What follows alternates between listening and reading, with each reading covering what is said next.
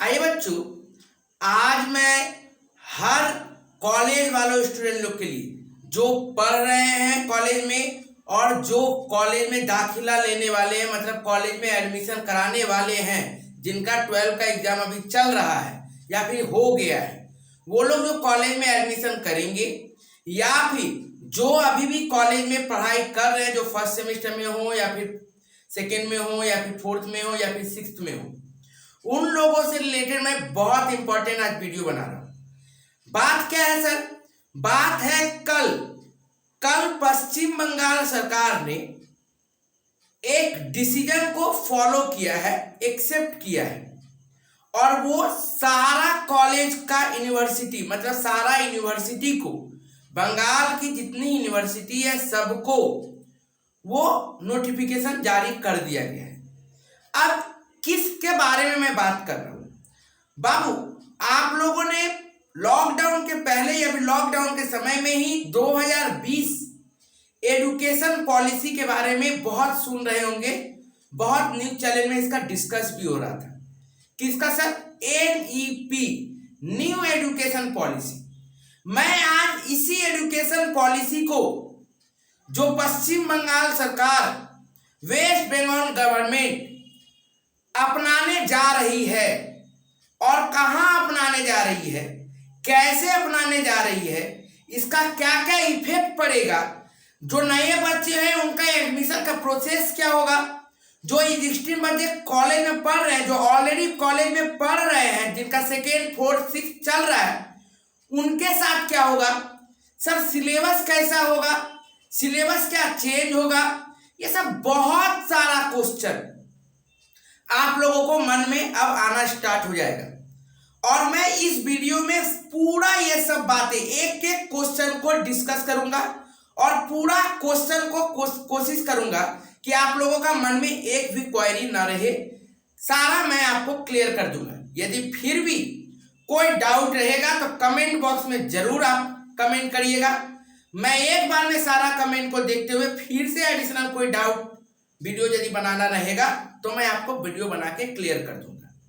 और अपने दोस्तों तक जरूर शेयर कर दीजिएगा, क्योंकि अभी के कुछ दिन ये एजुकेशन पॉलिसी का बहुत डिस्कशन होने वाला है और कैसे बंगाल गवर्नमेंट में, कैसे वेस्ट बंगाल में ये एप्लीकेबल होगा, कैसे इसको फॉलो किया जा सकता है, उसका बहुत सारा डिस्कशन आने वाला है।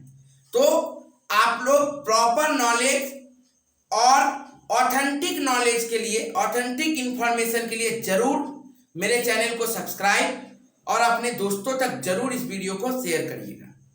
अब आओ बाबू मेन बात, सबसे पहला बात सर, NEP होता क्या है? नेशनल एजुकेशन पॉलिसी है क्या? ये नेशनल एजुकेशन पॉलिसी क्या है, पहले हम लोगों को वो समझना पड़ेगा, उसके बाद ही हम लोग कुछ भी आगे बात करेंगे। बाबू नेशनल एजुकेशन पॉलिसी मतलब हमारे देश में एजुकेशन सिस्टम कैसे चलेगा उसके बारे में बात किया जा रहा है। आप लोगों को पता है नेशनल एजुकेशन पॉलिसी अभी तक हम लोग 1986 का एजुकेशन पॉलिसी को अपनाते हुए कर रहे हैं। कैसे सर? 1986 का एजुकेशन पॉलिसी जो चल रहा था उसके हिसाब से हम लोग चला रहे हैं, ठीक है। उसके पहले एजुकेशन पॉलिसी आया था कब? 1968 में। मतलब 1968 में पहला एजुकेशन पॉलिसी आया था कि पूरा देश में कैसे एजुकेशन सिस्टम चलेगा। नेक्स्ट 1986 में फिर 68 के बारे में अमेंडमेंट करते हुए नया एजुकेशन पॉलिसी को लाया गया था। उसके बाद आप लोगों के लिए 2020 में जब मोदी गवर्नमेंट आई तो 34 ईयर के बाद आप लोगों को नया एजुकेशन पॉलिसी आप लोगों के लिए बनाया गया। कब? 2020 में।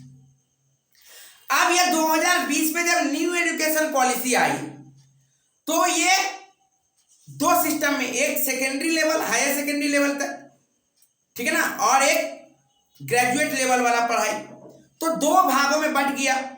तो 1 से लेके 12 तक का भी बारे में बात किया गया है और कॉलेज के बारे में भी बात किया गया है। आज हम लोग 1 से लेके 12 का टॉपिक को नहीं पकड़ेंगे, आज हम लोग जो भी डिस्कस करेंगे कॉलेज के बारे में डिस्कस करेंगे, ठीक है। तो ये हुआ बात। 2020 में ही गवर्नमेंट ने कह दिया था कि आप लोग अब सारे स्टेट इसको लागू करना स्टार्ट कर दीजिए। तब गवर्नमेंट, वेस्ट बंगाल गवर्नमेंट भी इस चीज को मानते हुए, समझते हुए, इसका एनालाइज करते हुए, क्या ये सही है गलत है, सब कुछ को एनालाइज करते हुए गवर्नमेंट ने भी अब सारे वेस्ट बंगाल के यूनिवर्सिटी जितने हैं सभी के वाइस चांसलर को या फिर उनका जो भी रिप्रेजेंटेटिव है उनको एक लेटर भेज दिया गया है कि आप आने वाले एकेडमिक ईयर मींस 2023 में जो न्यू एडमिशन होने वाले हैं उनके लिए आप ये न्यू एजुकेशन पॉलिसी अपना लीजिए। अब ये न्यू एजुकेशन पॉलिसी को रेगुलेट कौन करेगी? करेगी कौन सर? हम लोगों को याद रखना पड़ेगा यूजीसी। यूजीसी इसको क्या करती है? इसको रेगुलेट करती है। अब यूजीसी ने क्या किया है? बहुत सारा गाइडलाइन दिया है। उस गाइडलाइन में पता चलेगा आप लोगों को कि जो बच्चे नए हैं उनका तो ठीक है, चलिए उनको नया एजुकेशन पॉलिसी में लाएंगे। पुराने बच्चों को क्या, जो ऑलरेडी पढ़ रहे हैं उनके साथ क्या होगा, या फिर जो नए बच्चे उनका क्या सिलेबस फिर से पूरा चेंज हो जाएगा? ये बहुत सारा क्वेश्चन है, तो मैं एक एक करके आपको बताता हूं। और न्यू एजुकेशन पॉलिसी में कुछ कोर्सेज को हटा दिया गया है, कुछ कोर्सेज का पीरियड को बढ़ा दिया गया है, और कॉलेज को 3 साल की जगह 4 साल कर दिया गया। क्या ये भी एक क्वेश्चन है? तो आप लोगों को अच्छा से एक एक चीज सुनना है, तो ध्यान से समझिए। सबसे पहला बात कि ये जो आया, ये आप लोगों को सबसे पहला चीज, सर कॉलेज कितना साल का होगा ये पहले आप बताइए, 3 साल या 4 साल? सबसे बड़ा क्वेश्चन, सर कॉलेज कितना साल का होगा? 3 साल का कॉलेज चलेगा कि 4 साल का कॉलेज चलेगा? इसके पहले मैं आपको एक वर्ड बताना चाहता हूं जिसके ऊपर सीबीएसई ने जोर दी, यूजीसी ने जोर दिया है। क्या? Multiple entry and multiple exit. ये क्या है बाबू? Multiple entry and multiple exit का मतलब हुआ कि बच्चे कभी भी शामिल हो सकते हैं ग्रेजुएट में और छोड़ भी सकते हैं बीच में। सबसे पहला बात, आप लोग ये कंफ्यूजन में मत रहिए कि कॉलेज अब 4 साल का हो गया है। नहीं, कॉलेज का डिग्री जो आप लोगों को अंडर ग्रेजुएट जो डिग्री दिया जाता है, बीए, बीएससी, बीकॉम, जो भी डिग्री है, वो अभी भी 3 ही साल का रहेगा। कुछ कुछ में आपको एक्स्ट्रा करना पड़ सकता है, नहीं तो 3 या फिर 4 वो आपके ऊपर छोड़ा जाएगा कि आप क्या करना चाहते हो। 3 या फिर 4, 3 साल या फिर 4 साल, ये पूरा आपके ऊपर छोड़ा जाएगा। कुछ कुछ सब्जेक्ट में उन लोग बाउंड करेंगे। अब फ्री मल्टीपल एंट्री और मल्टीपल एग्जिट का मतलब क्या हुआ? मल्टीपल एंट्री और मल्टीपल एग्जिट का मतलब हुआ बाबू कि आपको जो 4 साल जो दिया जाएगा ना, इसका एक डिग्री का नाम दिया गया है। ये डिग्री का नाम क्या दिया गया सर? डिग्री का नाम ये दिया गया, पहला वाला को बोला जाता है 1 साल यदि आप कंप्लीट करते हो तो आपको सर्टिफिकेट दिया जाएगा। ठीक है ना, कि 1 साल आपने ये क्लास किया है, आपने इस स्ट्रीम में आपने ये कोर्स किया है, 1 साल का एक नॉर्मल सर्टिफिकेट दिया जाएगा आप जब 1 साल कंप्लीट कर लोगे। जब दूसरा साल आपका कंप्लीट होगा तो आपको दिया जाएगा डिप्लोमा का सर्टिफिकेट। किसका सर्टिफिकेट? डिप्लोमा का सर्टिफिकेट। और जब आपका तीसरा साल कंप्लीट हो जाएगा तब आपको डिग्री सर्टिफिकेट दिया जाएगा, मतलब ग्रेजुएट का एक सर्टिफिकेट दिया जाएगा। अब जो बच्चे चाहेंगे कि मैं 4था साल भी करूं, तो 4था साल जब वो करेंगे तो उनको रिसर्च एंड ग्रेजुएट डिग्री दिया जाएगा। क्या? Research and graduate. ठीक है बाबू, तो ये 4 साल को 4 सेगमेंट में। तो अब ये 4 सेगमेंट क्या हुआ बाबू? पहला हुआ सर्टिफिकेट डिग्री, सर्टिफिकेट मिलेगा आपको। दूसरा क्या हुआ? डिप्लोमा मिलेगा। तीसरा क्या हुआ बाबू? तीसरा आपको ग्रेजुएट का डिग्री, जो आपको जैसे बीए, बीकॉम, बीएससी का जैसे डिग्री मिलता है वो। और चौथा डिग्री जो आपको मिलने वाला, डिग्री के साथ आपको रिसर्च, 1 साल का जो कोर्स है वो रिसर्च के लिए करोगे तो उसका लिए आपको डिग्री देगा। अब ये तो समझ में आ गया सर, 3 ही साल है, ठीक है। कुछ कुछ में कोर्स में 4 साल, या फिर आप यदि चाहोगे तो 4 साल। ठीक है। दूसरा बात, अब आपका यहां तक आया तो इसके अंदर में मल्टीपल एंट्री और मल्टीपल एग्जिट रखा गया है। क्या हुआ सर ये सर? मल्टीपल एंट्री और मल्टीपल एग्जिट। बाबू मल्टीपल एंट्री और मल्टीपल एग्जिट का मतलब होता है, मान लीजिए आप 1 साल कोर्स किए, आपको सर्टिफिकेट का मिला, सर्टिफिकेट एक मिल गया 1 साल करने का। अब यदि मान लीजिए आपका कुछ प्रॉब्लम आया, होता है बहुत समय बहुत बच्चों को प्रॉब्लम होता है, ठीक है ना, बहुत बच्चों को क्या होता है, कोई फाइनेंशियल प्रॉब्लम आ जाता है, किसी का तबीयत खराब हो गया, मेडिकल प्रॉब्लम हो गया था, ड्रॉप हो गया था, ठीक है ना, कोई स्टेट छोड़ के कोई काम से बाहर चला गया, तो बहुत सारा प्रॉब्लम होता है। तो पहले ये चीज नहीं था, अब क्या कर दिया गया है, यदि आप 1 साल पढ़ लिए हो, आपको यदि स्किप करना है तो आप स्किप कर सकते हो। तो सर इसका फायदा और नुकसान, बाबू पहले क्या होता था कि यदि आपका स्किप हो गया मतलब छूट गया, अब फिर से हो सकता है आपको फर्स्ट ईयर में एडमिशन कराना पड़ेगा, लेकिन अब ये आपका नहीं होगा। यदि मान लीजिए 1 ईयर का सर्टिफिकेट डिग्री आप ले लिए हो, उसके बाद आप चले गए, 2 साल 3 साल के बाद आपको यदि वापस लगता है कि नहीं हमको फिर से ये कोर्स कर लेना चाहिए था, हम गलती कर दिए छोड़ के, तो आप फिर से तुरंत आप सेकेंड ईयर के लिए अप्लाई करोगे। मतलब आपको फर्स्ट ईयर में जो सर्टिफिकेट का आपको जो कागज मिला है उसको दिखा के आपको उसी कोर्स में सेकेंड ईयर के लिए दे दिया जाएगा, मतलब डिप्लोमा का कोर्स करने के लिए आपको परमिशन दे दिया जाएगा। फिर ये डिप्लोमा करते हुए आपको डिग्री तक जाना है तो डिग्री तक करिए।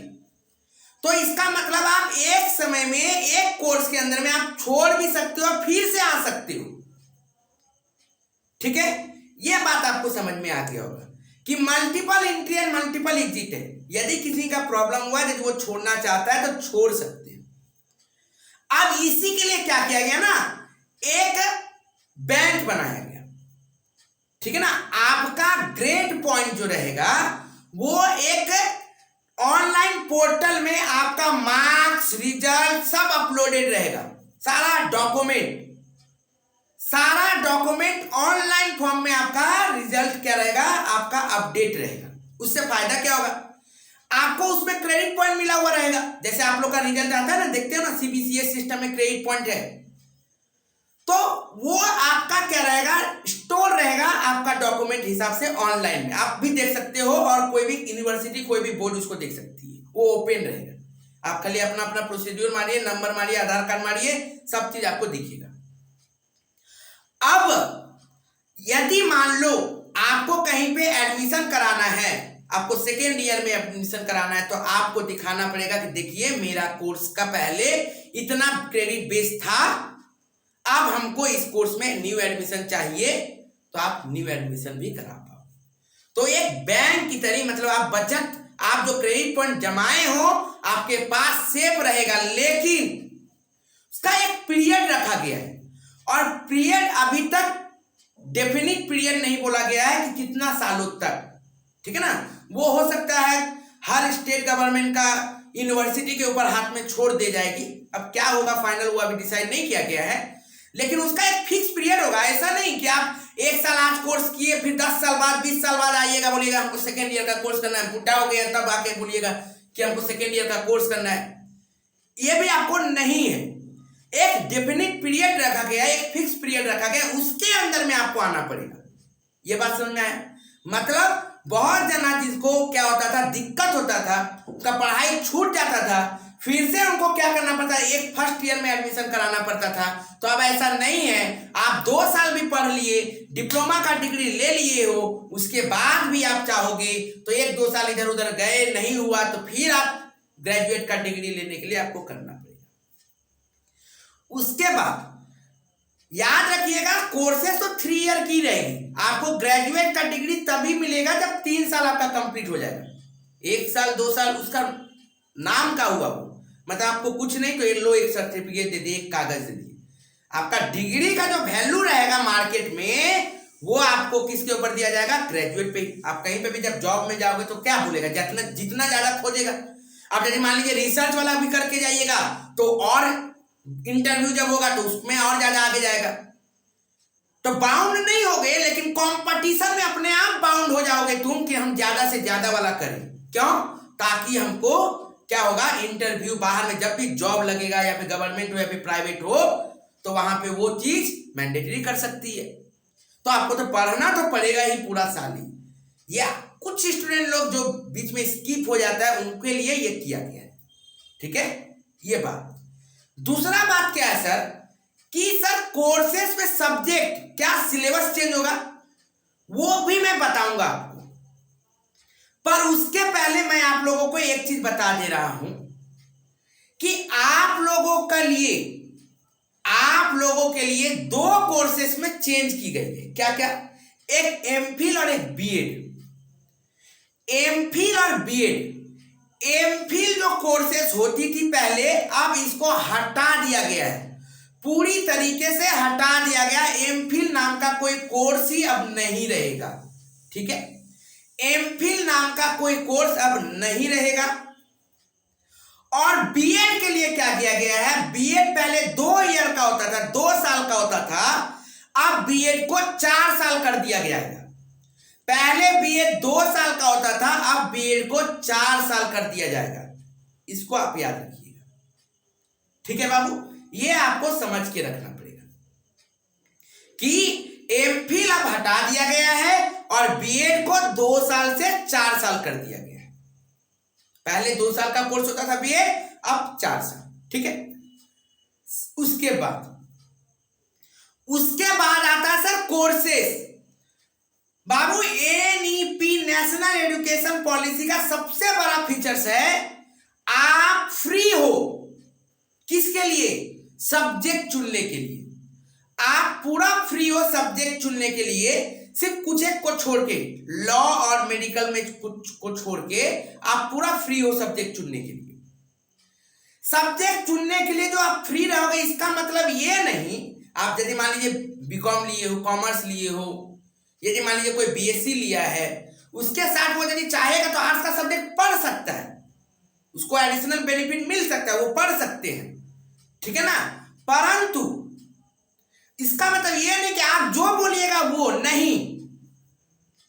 आपका बीकॉम का कोर्सेस के साथ सीयू क्या करेगी, एडिशनल सब्जेक्ट आपका एक ग्रुप बना देगी कि ये जैसे आप लोगों का क्लास 11 12 में था ना, 11 में जैसे ही एडमिशन लेते हो तो एडिशनल सब्जेक्ट ये है, जैसे लॉ है एडिशनल सब्जेक्ट, ह्यूमैनिटीज है, ठीक है ना, लॉ, आईपी, ठीक है ना, कॉस्ट टैक्स, कंप्यूटर, ऑडिट, अलग अलग सब्जेक्ट रहता है, जिसको जो चुनना है चुनो।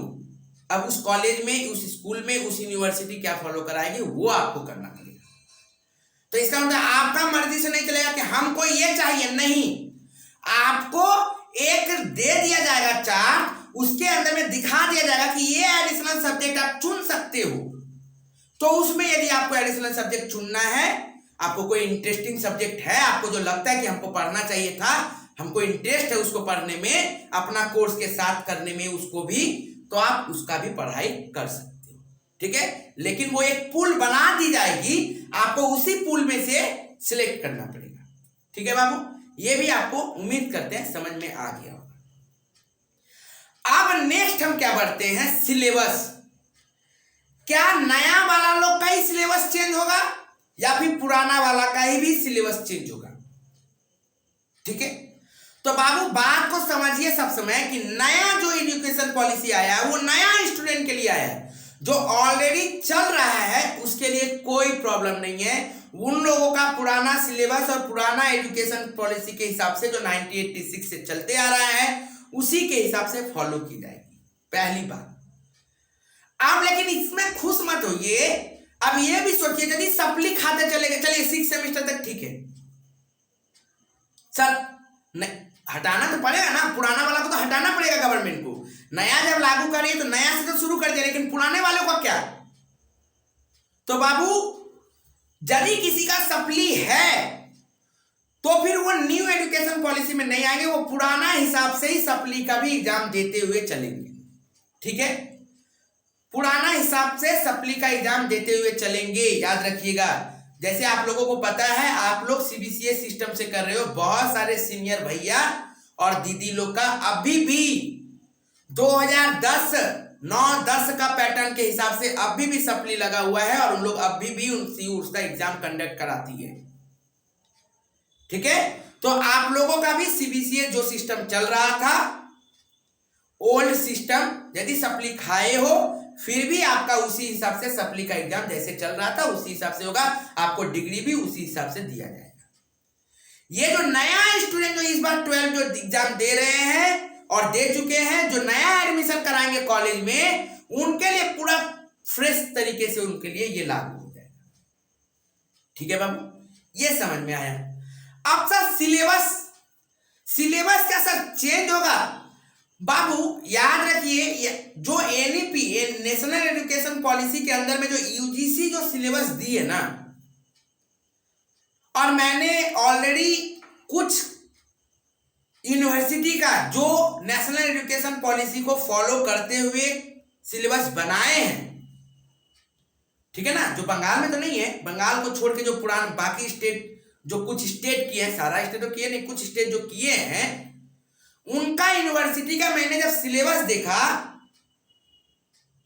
तो पढ़ाई में बाबू कोई चेंज होने वाला नहीं है। पहले बात, सिलेबस आपका वही सब रहेगा, कुछ एक पार्शियल चेंज होगा, भले हो सकना है, होना है तो होगा, कुछ एक पार्शियल चेंजेस आ सकता है, ठीक है ना। मैं इसको बार बार बोल रहा हूं, कुछ एक पार्शियल चेंज ही आएगी, बहुत बड़ा हैवॉक चेंजेस नहीं हो जाएगा, क्योंकि एनईपी में भी सीबीसीएस सिस्टम पे ही जोर दिया गया है, क्रेडिट बेस्ड सिस्टम पे ही जोर दिया गया है। तो ऑलरेडी सीयू 2017 से क्रेडिट बेस्ड सिस्टम को फॉलो करा रही है, तो सिलेबस और क्वेश्चन पैटर्न में मुझे नहीं लगता कि ज्यादा चेंजेज आएगा। अब उसका तो इंतजार करना पड़ेगा कि फाइनल डिसीजन क्या होता है, पर मैं भी निश्चिंत हूं और आपको मैं बोलता हूं कि ज्यादा चेंजेस नहीं होगा, आप चिंता मत करिए, ठीक है। हाँ, हो सकता है कि फर्स्ट सेमेस्टर का कुछ एक subject second semester third semester में चला गया हो, या फिर सेकेंड सेमेस्टर थर्ड सेमेस्टर का कुछ एक सब्जेक्ट फर्स्ट सेमेस्टर में डाल दिया, ये हो सकता है, पर पढ़ाई पूरा वही रहेगा, थोड़ा बहुत इधर उधर होगा, क्वेश्चन पैटर्न में भी मोटा मोटी वही रहेगा, चेंजेस ज्यादा आने वाला चांसेस नहीं है। तो पेपर और क्वेश्चन और सिलेबस मोर और लेस सेम रहेगी। अब नया पैटर्न रहेगा, नया सिस्टम रहेगा, तो सिस्टम में तो थोड़ा सा चेंज होगा ही, तो वो थोड़ा सा चेंज हो सकता है, लेकिन बहुत ज्यादा हैवॉक चेंज हो जाएगा, बहुत ज्यादा डरने का बात है, नया चीज आ गया डर जाइए, ऐसा कुछ नहीं है, ज्यादा कुछ भी चेंजेस नहीं होने वाला है, ठीक है बाबू। सिर्फ न्यू एजुकेशन पॉलिसी है, उसको हर स्टेट गवर्नमेंट को दिया गया था कि आप लोग फॉलो करिए, तो बंगाल के भी स्टेट गवर्नमेंट ने उनको हामी भर दी है और उसको फुलफिल किया जाएगा, फॉलो किया जाएगा, बस इतना ही है। अब कैसे एडमिशन होगा सर? अब बात आता है सर, जैसे पिछला साल सीयूईटी का एग्जाम हुआ था कॉलेज में एडमिशन करने के लिए, क्या इस साल होगा? एकदम एग्जाम होगा। क्लास 12 वालों जो अभी दे रहे हो एग्जाम और उनका जो कॉलेज में न्यू एडमिशन होना होगा, तो याद रखिएगा 2 मेथड है कॉलेज में एडमिशन करने का। क्या सर? एक, डायरेक्टली आपका परसेंटेज यदि अच्छा है तो आपको उस कॉलेज में दाखिला मिल जाएगा। दूसरा, आप थ्रू सीयूईटी एग्जाम आपका मार्क्स और जो 12 का मार्क्स है उसको जोड़कर उस मेरिट के हिसाब से भी आपको कॉलेज में एडमिशन मिल सकता है। मान लीजिए किसी बच्चा का 80% आ गया था 12 का रिजल्ट, तो वो यदि 80% यदि आया था 12 का रिजल्ट, तो उनका तो वो फॉर्म भर दिए, वो सीयूईटी का एग्जाम नहीं दिए। जरूरी मैंडेटरी नहीं है सीयूईटी का एग्जाम देना। अब देखिए गवर्नमेंट क्या बोलती है, यदि सबको बोल देगी कि देना होगा तो सबको इसको देना पड़ेगा, ठीक है ना। अब देखिए क्या होता है, वो अब नोटिफिकेशन आने दीजिए बहुत जल्द। आप लोगों का एग्जाम खत्म होते होते तक, 12 वालों का खत्म होते होते तक ये नोटिफिकेशन आ जाएगा कि सर सबको एग्जाम देना पड़ेगा। उम्मीद रखिए सभी को एग्जाम। देखिए रिस्क क्यों लेना है, रिस्क लेने का बात ही नहीं है, आप लोग एग्जाम दे दीजिएगा। जैसे मान लीजिए 80 मार्क्स किसी का 12 में 80% आया। अब मान लो हमको कोई एक कॉलेज में जाना है, अब किसी एक बच्चा का 75% आया था, या फिर मान लो 75% आया था, तो इसका मतलब कट ऑफ में तो 80% वाला का आ जाएगा नाम, 75% वाला का नहीं आएगा। अब मान लो वो सीयूईटी का एग्जाम दिया, ठीक है ना, हो सकता है कुछ कॉलेज बोलेगी सीयूईटी का एग्जाम कंपलसरी तभी हम एडमिशन लेंगे। हम आपका सीयूईटी का मतलब कॉलेज में जो एंट्रेंस जो एग्जाम होगा उसका और आपका मार्क्स का दोनों का, क्योंकि बहुत जगह होती है सही से मार्क्स सही बच्चों को नहीं भी मिलता है, या फिर परीक्षा ड्यूरिंग एग्जामिनेशन सही तरीके से उन्होंने एग्जाम नहीं दिया है, कुछ गलत तरीके अपना के उनका मार्क्स इंक्रीज हुआ है। आपको पता ही है, यदि मान लीजिए कोई चीटिंग किया, कुछ ये किया, तो तब खराब लगता है, अफसोस होता था उन स्टूडेंटों को कि हम पढ़ के गए उतना मार्क्स नहीं ले पाए और उसने इधर उधर से देखकर उसका मार्क्स ज्यादा आ गया और उसका एडमिशन उस कॉलेज में हो जा रहा है, मेरा नहीं हो रहा है। तो इस पार्शियलिटी को दूर करने के लिए गवर्नमेंट ने क्या कर देगी, जो पॉलिसी आया है उसमें कि आपको एग्जाम देना पड़ेगा एंट्रेंस। तो उसमें क्या होगा, आप मान लीजिए एक जन का 80% था, वो खुश हो रहा था मेरा तो एडमिशन हो जाएगा, एक जन का 75% है, कोई बात नहीं, आपका 5% डाउन है, कोई बात नहीं, आप एग्जाम दीजिए।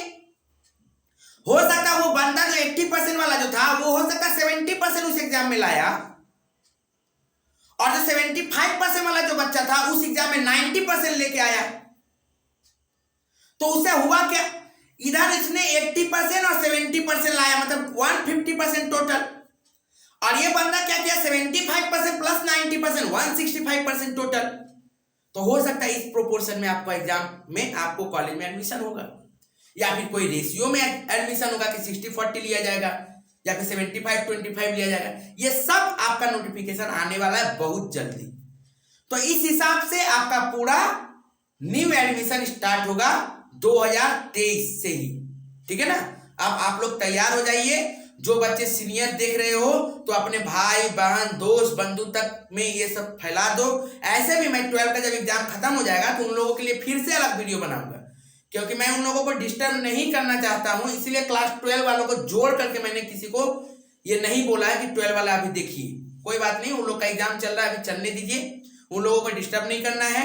आप लोग देख रहे हो कॉलेज वाले, अब आप लोग क्या करोगे, इसको फैलाओगे, अपने दोस्तों तक बताओगे, अपने जूनियर तक बताओगे और उन्हें तैयार हो जाने बोलोगे, क्योंकि पहला साल है, बहुत जनों से बहुत सारी गलतियां हो सकती है। जानते ही हो हम लोगों का कल्चर होता है कि बहुत जन एग्जाम देने के बाद रिलैक्स हो जाता है, या फिर कोई कहीं ट्रिप में चला जाता है, कोई गांव चला जाता है, तो कहीं उन लोग से ये सब चीज छूट ना जाए, तो प्लीज उन दोस्तों तक भी शेयर कर दीजिएगा, ठीक है।